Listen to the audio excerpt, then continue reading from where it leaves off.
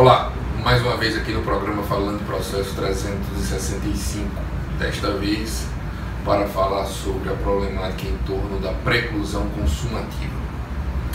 Pois bem, tradicionalmente entendemos, até por uma base kiovendiana que permeia a processualística brasileira, que existe a chamada preclusão consumativa. Preclusão, antes de tudo, é bom esclarecer, é a perda de uma situação jurídica. Você tem algo como direito e perde-o por algum motivo, deixa de ter. A preclusão é um efeito jurídico, portanto, imputável a fatos jurídicos dos mais diversos. Dentre elas, nós temos a chamada preclusão consumativa. Esse nome dá-se porque esse efeito de extinção ocorre com a prática do ato. Você tem direito a praticar um determinado ato ou tem o poder de praticar determinado ato. E o exercício desse direito, o exercício desse poder, exaure, consuma o seu direito, o seu poder. Você deixa de ter pelo exercício. Dentro da classificação kiovendiana, a preclusão consumativa lá se encontra. E tradicionalmente a processualística brasileira diz que o Brasil, além de adotar a preclusão temporal, que se dá pelo decurso do prazo, e a preclusão lógica, adota também a preclusão consumativa. Por exemplo, no recurso. Ao interpor o recurso, você não vai mais poder interpô-lo, uma vez que já exerceu, já exauriu, já se consumou o direito a ele. No entanto, a preclusão, como qualquer efeito jurídico específico, notadamente um efeito jurídico restritivo que tira algo de alguém, precisa ter previsão expressa em algum texto normativo apto a regular o direito processual, que é o que acontece, por exemplo, com a lei, com o Código de Processo Civil, acima de tudo.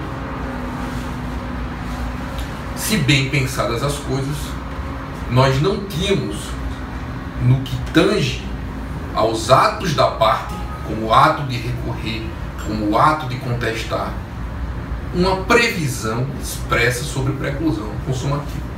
Há e continua havendo preclusão consumativa para o Estado juiz. Por exemplo, o artigo 494, antigo artigo 463, quando diz que publicada a sentença não se pode mais alterá-la. Por quê? Porque exauriu-se naquele caso o poder de julgar aquela causa, afora, claro, aquelas hipóteses bem restritas em que se permite a alteração da decisão. Aí sim há uma regulação própria de uma preclusão consumativa. Mas para o ato da parte, isso no Código de 73 não havia. E no Código de 15, como fica a coisa? Toda a problemática gira em torno do artigo 223, antigo artigo 183. Esse artigo, em rigor, tem a ver com a preclusão temporal. Ele é inserido dentro do contexto dos prazos processuais. O que ele vai dizer? O óbvio, que ultrapassado o prazo, exaure-se, ou melhor, extingue-se o direito a praticar o ato. Você perde pelo transcurso do prazo. Até aí, nenhuma novidade. O problema é que o CPC de 15, o CPC vigente, ele vai e diz que, ultrapassado o prazo, extingue-se o direito de praticar o ato, como também o direito de emendar. Essa observação, esse que a mais, não havia. E daí alguns já falam de que aí haveria uma previsão específica em torno da preclusão consumativa. Ao mesmo tempo, o artigo 223 regularia a preclusão temporal e também a preclusão consumativa, uma vez que você não poderia emendar. Nada a ver. Essa interpretação é completamente equivocada. Não obstante o texto ser muito ruim, o texto não deixa claro a ideia. Qual é a ideia expressa? A ideia é de que, se você pratica um ato de forma defeituosa, você tem direito a emendá-lo. É o que acontece tradicionalmente com a emenda da petição inicial. Hoje se tem a emenda do recurso, parágrafo único do artigo 932, já se fala de há muito na emenda da contestação, mesmo sem previsão de lei. O que acontece é que você tem um direito a emendar. E o prazo para isso, ultrapassado esse prazo para emendar, você perde o direito a emendar. Eu tive a oportunidade de escrever sobre isso no CPC comentado da editora Almedina, coordenado pelo professor Helder Moroni Câmara, onde eu explico isso daí. A interpretação é essa. Você tem um direito, seja o direito de praticar o ato, seja o direito de emendar um ato equivocadamente praticado, e esses direitos têm prazos para serem exercidos. Ultrapassado esse prazo, preclusão temporal, você perde pelo transcurso. Nada aí há de regulação de preclusão consumativa como quer alguns. Muito embora, repito, o texto não tenha sido bem construído.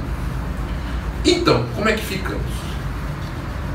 A preclusão consumativa regulada no direito brasileiro de forma pelo menos geral, ou seja, se eu interpuser um recurso hoje, eu vou poder, por exemplo, aditar a petição recursal, trazendo uma nova causa de pedido, formulando um novo pedido, ou até mesmo substituindo uma causa de pedido ou um pedido formulado, conspirando, por exemplo, escrevendo ainda o tempo do Código de 39 e depois no Código de 73, dizia que sem dúvida o recorrente, desde que no prazo, poderia sim aditar a petição do recurso. Acontece que no Brasil se criou o dogma de que existe uma preclusão consumativa, preclusão essa não regulada e que continua a ser não regulada, não mesmo no artigo 223. Então, a meu ver, concluindo, se ainda há prazo para a prática do ato, você pode aditá-lo, você pode substituir, você pode, de algum modo, modificar pela ausência expressa de previsão de preclusão consumativa. Então, se eu interpuser um recurso no 10º dia do prazo, eu terei até o fim do prazo que continua a correr para isso. Muito obrigado.